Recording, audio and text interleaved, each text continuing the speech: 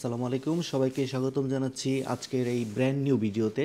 আজকে আমরা যে বিষয় নিয়ে আলোচনা করব, অনেকেই দেখা যায় নতুন একটা পিসি বিল্ড করেছেন, উইন্ডোজ 11 ইনস্টল করেছেন।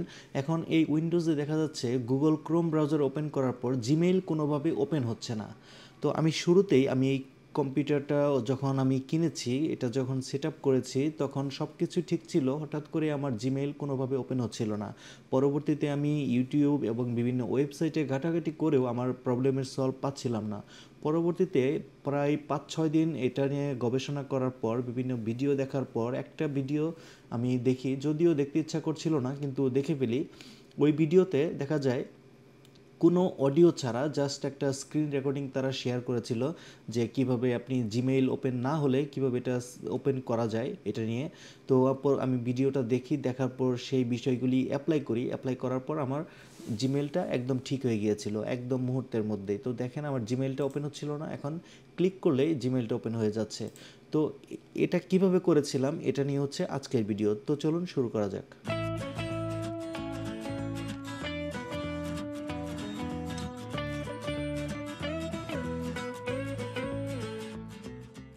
তো প্রথমে আপনি যে কোনো একটি ট্যাব ওপেন করে নেবেন। আমার কয়েকটি ট্যাব ওপেন করা আছে, আমি একটা ট্যাব ওপেন করলাম। করার পর এখানে থ্রি ডটে ক্লিক করবেন। ক্লিক করার পর আপনাকে যে বিষয়টা সর্বপ্রথম দেখতে হবে এটা হচ্ছে আপনার এই গুগল ক্রোম ব্রাউজারটা এটা আপ টু ডেট আছে কিনা।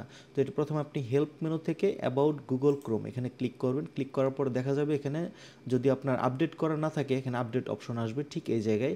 তো আপনি আপডেট করে নেবেন, যেহেতু এটা আপডেট করা আছে কাজে এটা আর আপডেট করা লাগবে না। এটা হচ্ছে প্রথম ধাপ। আর দ্বিতীয় ধাপটা হচ্ছে আপনার এখানে প্রাইভেসি অ্যান্ড সিকিউরিটিতে যেতে হবে। প্রাইভেসি অ্যান্ড সিকিউরিটিতে যাওয়ার পর এখানে ক্লিয়ার ব্রাউজিং ডাটা, এখানে বেসিক থেকে বেসিক সিলেক্ট করে নেবেন। এখান থেকে সবগুলো টিকমার্ক দিয়ে ক্লিয়ার ডাটা করে নেবেন। দেওয়ার পর দেখবেন আপনি জিমেইল ওপেন হয় কিনা। যদি তারপরেও না হয় তাহলে অ্যাডভান্সে যাবেন। সেম এই জায়গায় এসে অ্যাডভান্সে যাবেন। এটা কিভাবে আসতে হবে আমি আবারও দেখিয়ে দিচ্ছি। থ্রি ডটে ক্লিক করে এখান থেকে সেটিংয়ে আসতে হবে। সেটিংয়ে আসার পর এই প্রাইভেসি অ্যান্ড সিকিউরিটি, তারপর এখান থেকে ক্লিয়ার ব্রাউজিং ডাটা অ্যাডভান্স, এখানে যতগুলি অপশন আপনার আছে দেয়া আছে সবগুলি আপনি ক্লিক করে নেবেন।